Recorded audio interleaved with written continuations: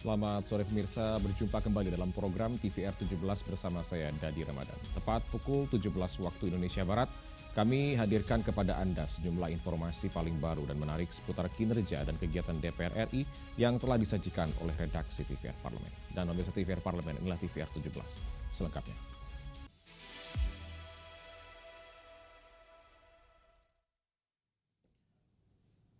Pemirsa, Komisi 1 DPR RI mendukung langkah Kementerian Komdigi dalam percepatan sistem Palapa terintegrasi untuk memeratakan akses internet di wilayah 3T sejalan dengan asta cita Presiden Prabowo Subianto dalam pemerataan akses internet.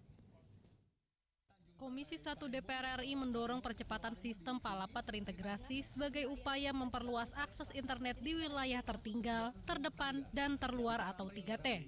Langkah ini dinilai krusial untuk memastikan pemerataan layanan digital nasional sekaligus menutup kesenjangan konektivitas yang masih terjadi di berbagai daerah. Saat meninjau Network Operation Center atau NOC Batam, anggota Komisi 1 DPR RI Andina Tresia mendukung langkah Komdigi untuk terus membangun konektivitas internet melalui palaparing terintegrasi hingga daerah 3T.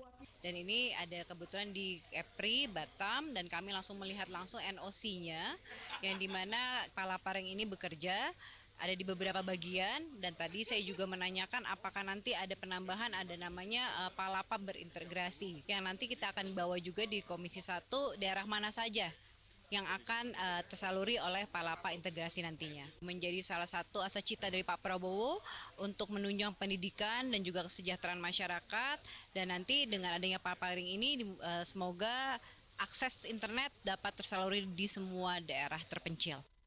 Menurut laporan Komdigi, utilisasi rata-rata jaringan palaparing saat ini masih berkisar di 60% dengan pemanfaatan paket barat mencapai 69%. Sementara di tengah dan timur masih rendah dengan 37 hingga 44%.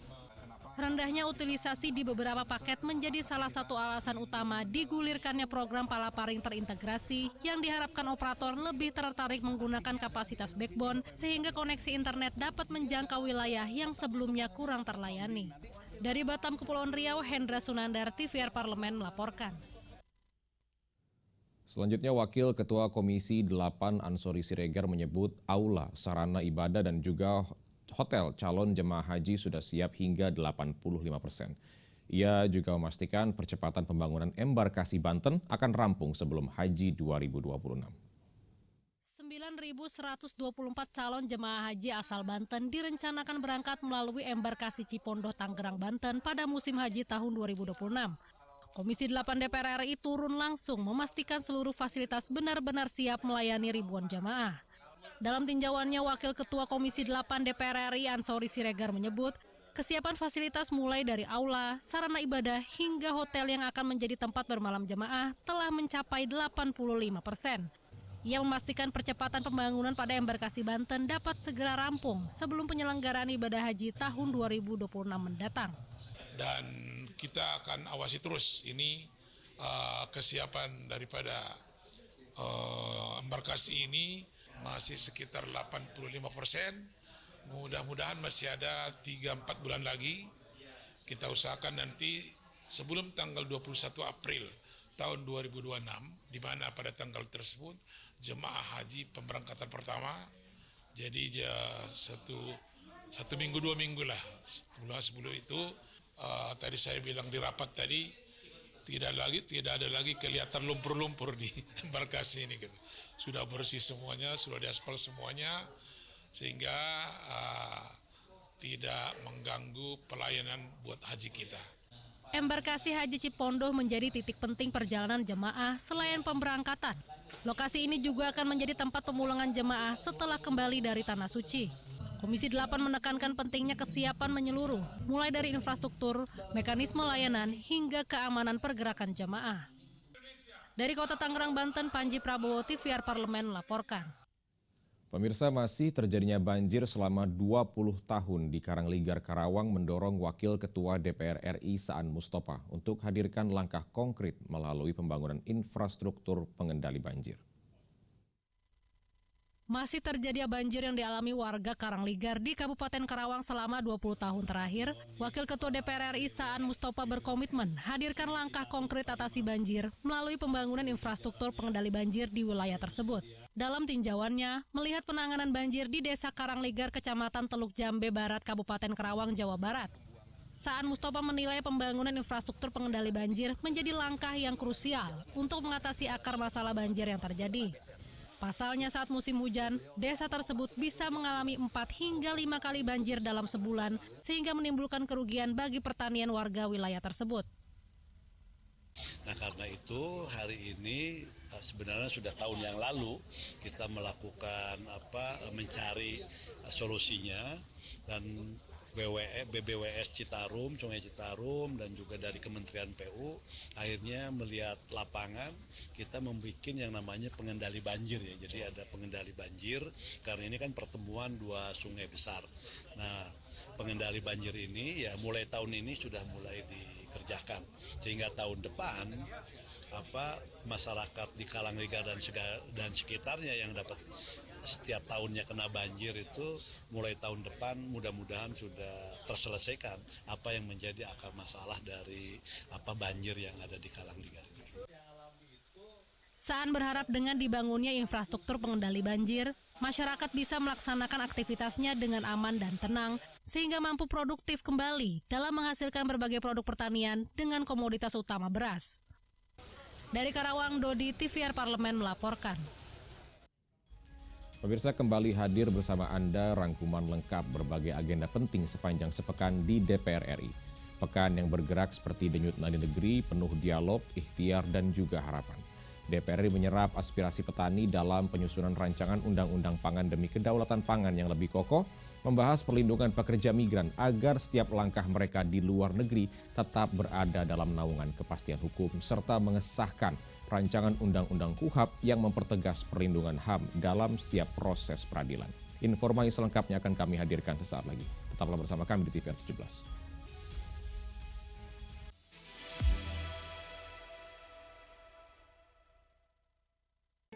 Selamat datang di Biro Pemberitaan Parlemen. Anda memasuki kawasan zona integritas menuju wilayah bebas dari korupsi atau WBK dan wilayah birokrasi bersih dan melayani atau WBBM. Biro Pemberitaan Parlemen berkomitmen penuh untuk mewujudkan wilayah bebas korupsi dan wilayah birokrasi bersih dan melayani. Komitmen kami, pejabat dan jajaran memiliki komitmen tinggi untuk mewujudkan WBK dan WBBM melalui reformasi birokrasi, khususnya dalam hal pencegahan korupsi dan peningkatan kualitas pelayanan publik. Kedua, bebas dari korupsi dengan terwujudnya wilayah bebas korupsi atau WBK, yang artinya bebas dari KKN, gratifikasi dan dari segala bentuk pungutan liar atau pungli. Terakhir, pelayanan prima dengan terwujudnya wilayah birokrasi bersih melayani, yaitu dengan meningkatnya kualitas pelayanan publik dan tercapainya kepuasan masyarakat terhadap pelayanan.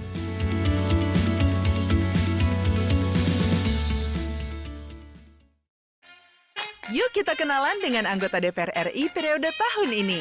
Dari depan kursi. Di balik kursi. Gini, di balik kursi. Aku ingin menjadi sesuatu yang mungkin bisa kau rindu. Tetap kahiji, rukun sakabena. Itulah pokok nama. Semakin penasaran kan bagaimana kiprah karir politiknya? Hanya di TVR Parlemen. Dari ruang sidang Senayan, Jakarta, menyajikan liputan langsung kinerja DPR RI.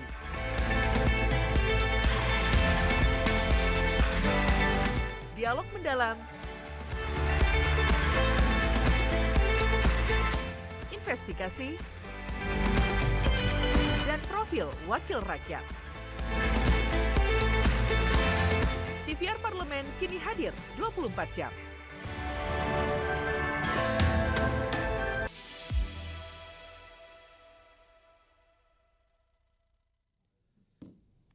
Kembali di TVR 17, pemirsa, di ruang-ruang diskusi, DPR dan para akademisi saling bertukar pandangan untuk memperkuat kualitas tenaga kerja Indonesia, memastikan bangsa ini tetap tangguh menghadapi tantangan zaman.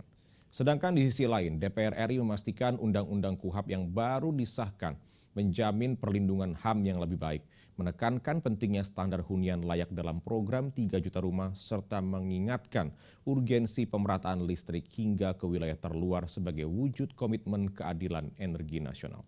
Informasi selengkapnya berikut rangkuman lengkap DPR RI sepekan pelibatan publik dalam penyusunan rancangan undang-undang dan pengawasan terhadap program pemerintah.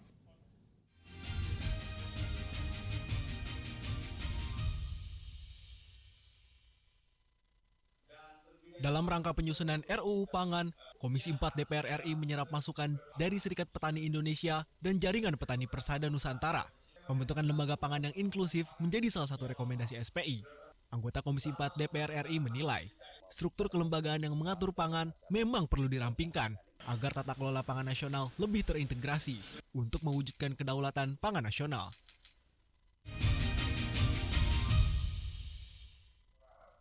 Panja Pengawasan Perlindungan Pekerja Migran Indonesia Komisi 9 DPR RI melakukan rapat dengan Migran Care ILO Indonesia, SBMI, Serikat Pekerja IMPPI KSPSI, dan Sarbu Musi.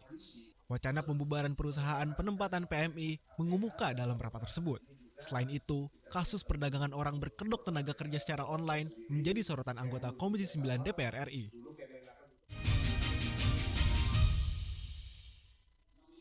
Rapat paripurna DPR RI mengesahkan RUU KUHP. Dalam laporan Komisi 3 DPR RI, disampaikan 10 pokok pembahasan dalam RUU KUHP, di antaranya akomodasi kelompok rentan, perlindungan dari penyiksaan, syarat penahanan yang lebih jelas dan objektif, jaminan hak tersangka, dan penguatan peran advokat. Ketua Komisi 3 DPR RI Habibur Rahman menegaskan, RUU KUHP yang baru disahkan menjamin perlindungan HAM yang lebih baik dibandingkan Undang-Undang KUHP yang lama.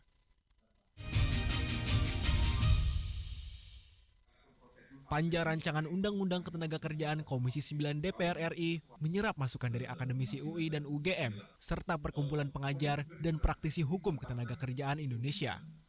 Anggota Komisi 9 DPR RI menyampaikan, pentingnya aturan yang lebih terstruktur dalam rancangan Undang-Undang Ketenagakerjaan terkait outsourcing. Aturan ketenagakerjaan harus memberikan perlindungan bagi seluruh pekerja, termasuk kesejahteraan pekerja.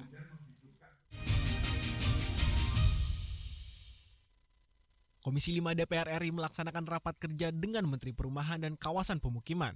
Anggota Komisi 5 DPR RI menekankan penerapan standar hunian minimal dalam program pembangunan 3 juta rumah untuk memastikan kelayakan dan kenyamanan hunian. Konsistensi seluruh pemangku kepentingan, dukungan anggaran, dan percepatan teknis di lapangan menentukan program ini terrealisasi cepat dan jangkauan penerima program bisa diperluas. Dalam rapat dengar pendapat dengan Direktur Utama PLN, Komisi 6 DPR RI menekankan pemerataan suplai listrik di seluruh Indonesia, terutama di daerah-daerah luar Pulau Jawa. Pemerataan listrik dinilai akan berdampak pada kemajuan industri dan kegiatan perekonomian di daerah.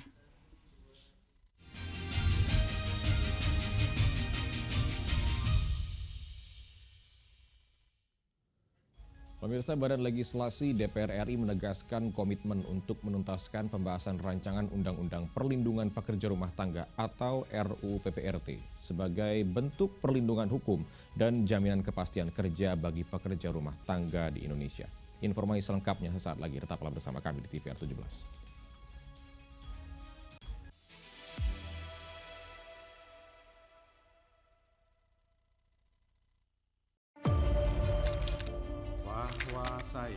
Bahwa saya demi Allah saya bersumpah dan seadil-adilnya periode keanggotaan DPR RI hingga saat ini, yaitu terdapat 126 undang-undang yang telah selesai dibahas DPR RI. Terima kasih rekan Elisa dan juga Danida. Pemirsa,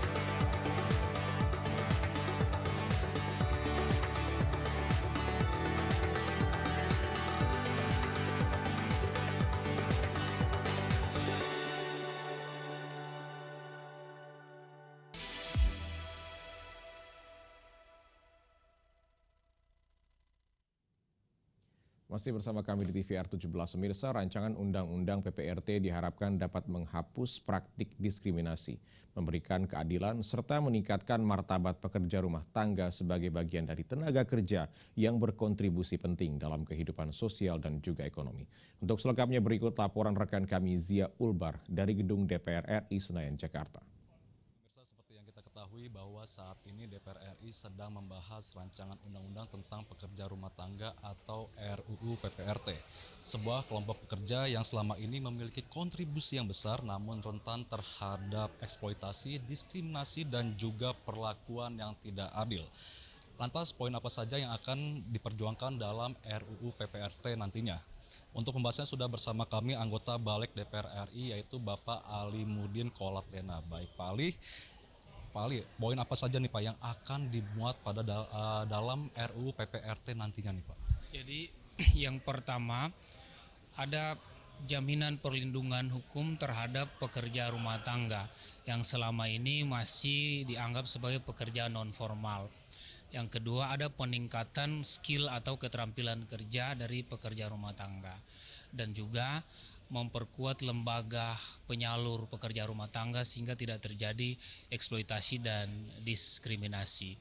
Nah, kita ketahui bersama bahwa pekerja rumah tangga kita di Indonesia itu ada jutaan. Dan mereka berkontribusi besar terhadap pendapatan negara kita. Karena itu harus dibuatkan rancangan undang-undang untuk melindungi pekerja rumah tangga kita dari tindakan-tindakan pelecehan, kemudian diskriminasi dan perlakuan tidak adil. Nah, di dalam rancangan undang-undang ini diatur bagaimana jaminan perlindungan terhadap pekerja rumah tangga kita, ada mendapatkan jaminan sosialnya, juga waktu istirahat yang adil bagi mereka sebagai pekerja. Dan dalam rancangan undang-undang ini tidak hanya mengatur tentang perlindungan terhadap para pekerja rumah tangga, tetapi juga perlindungan terhadap para pemberi kerja rumah tangga.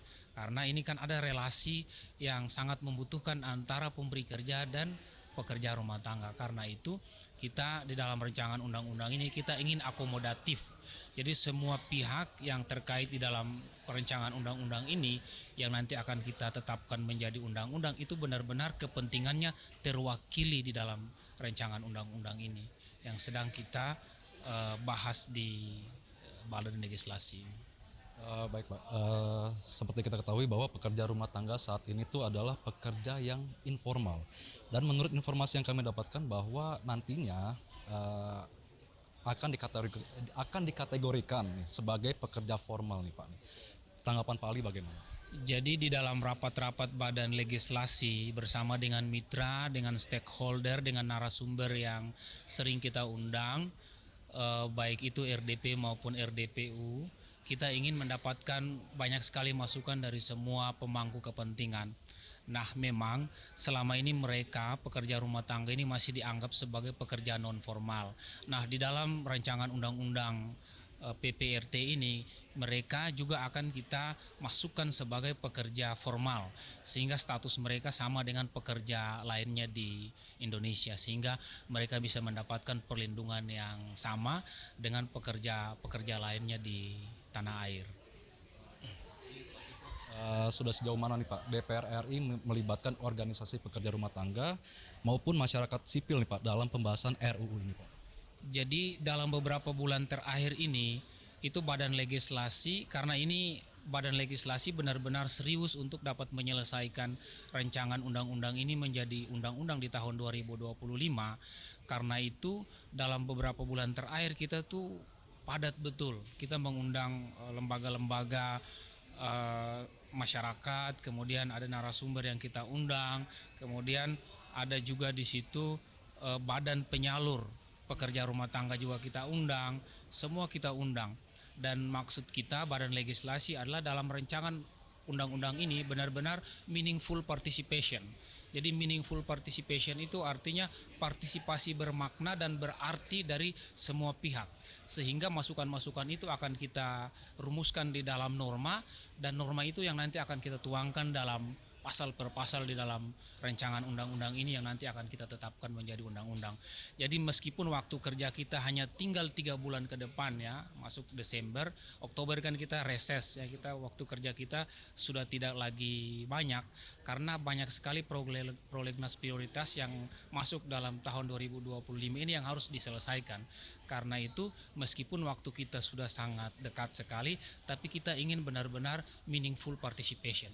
Karena itu kita dalam beberapa bulan terakhir itu full RDP dan RDPU dengan para stakeholder, para narasumber, para lembaga penyalur pekerja rumah tangga untuk mendapatkan masukan yang baik sehingga rancangan undang-undang ini nanti sekali lagi begitu kita putuskan dan kita tetapkan mewakili semua kelompok kepentingan di dalam.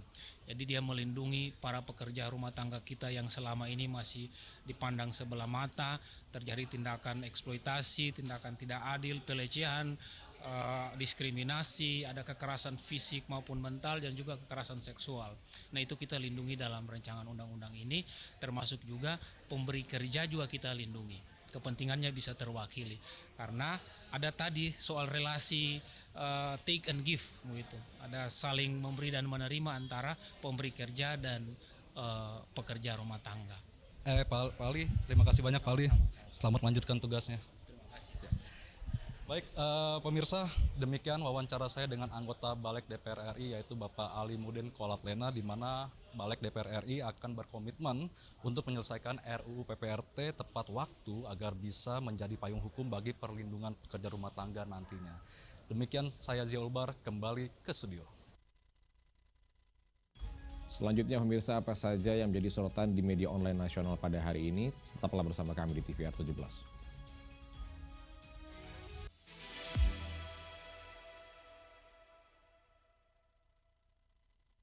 Sejauh ini di periode sekarang sudah bagaimana perkembangan dari rancangan undang-undang PPRT ini, Pak? Sudah ada panjanya, mudah-mudahan di dalam masa sidang ini mungkin sudah bisa selesai menjadi inisiatif DPR. Oke, fokusnya ke arah mana nih, Pak? Kita mempelajari ya, kenapa beberapa waktu yang lalu itu undang-undang ini belum selesai. Rumah tangga itu merasa tidak perlu ada pengatur lebih rinci terhadap soal pekerja rumah tangga ini. Kalaupun undang-undang ini perlu ada, judul atau heavy aksentuasinya itu adalah kepada perlindungan pekerja rumah tangga itu. Salah satu poin yang menjadi highlight masyarakat nih adalah mengenai upah. Yang disebutkan bahwa nanti upah dari pekerja rumah tangga ini akan sesuai dengan UMR atau UMP. Yang standar paling mudah itu kan UMR, jadi nggak boleh di bawah itu. Tapi untuk daerah Jakarta dan sekitarnya aja itu udah 4,9 juta loh Pak. Nah itu kan akan memberatkan kan, hanya saya katakan tadi kita tidak secara spesifik membicarakan tentang soal upah ini range-nya berapa dan segala macam. Kalau selama ini ada pihak yang merasa dirugikan sebelum ada undang-undang ini, itu juga sudah kita akomodir. Tetapi selama ini juga kalau ada pihak-pihak yang merasa tidak ada masalah apa-apa juga selama ini, itu juga tidak akan terganggu dengan undang-undang ini. Hanya di TVR Parlemen.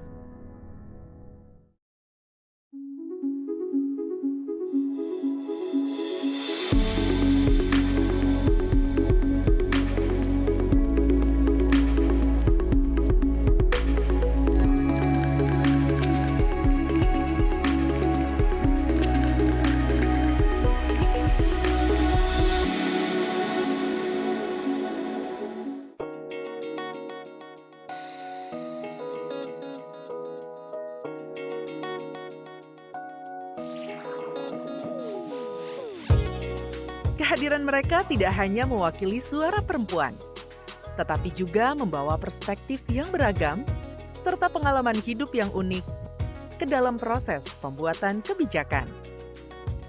Saksikan Perempuan Parlemen hanya di TVR Parlemen.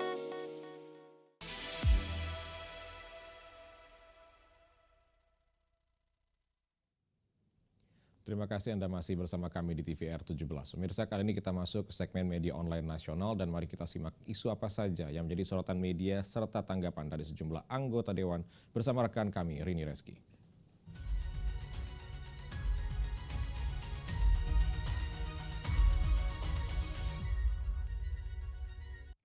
Baik, terima kasih rekan Dadi dan selamat sore pemirsa. Kita masuk ke segmen media online. Berita pertama yang menjadi headline di media online pada sore hari ini yaitu mengenai Undang-Undang KUHAP, kesetaraan di mata hukum dan juga jamin perlindungan disabilitas.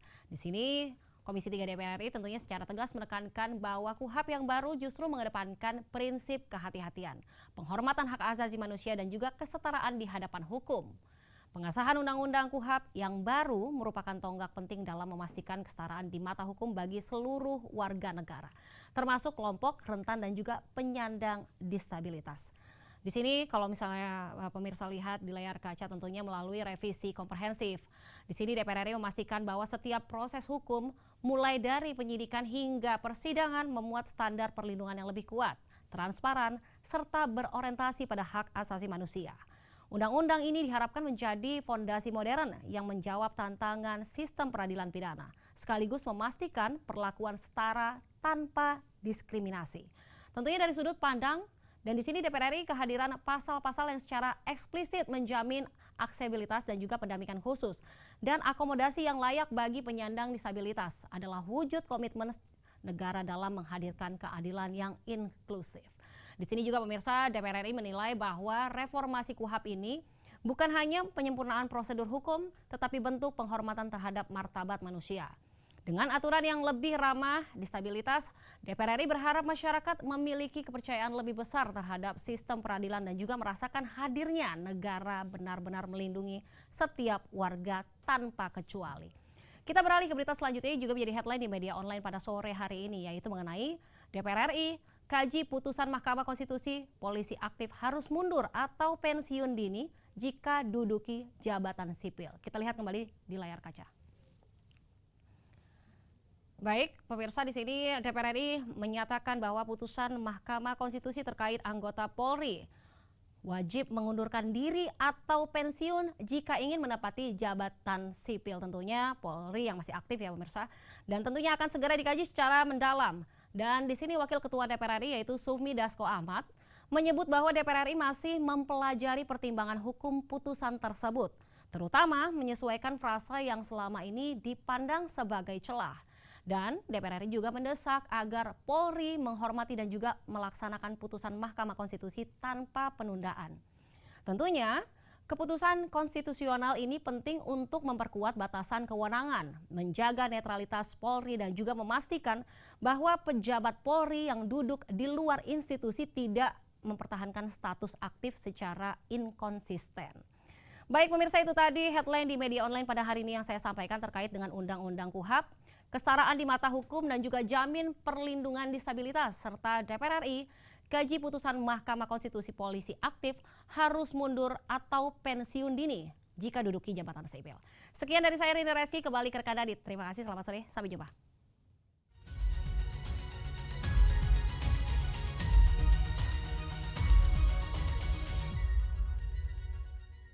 Baik, terima kasih rekan Rini yang telah menyampaikan sejumlah update sorotan dari media online nasional pada hari ini. Dan segmen media online tadi sekaligus menutup program TVR 17 edisi sore hari ini.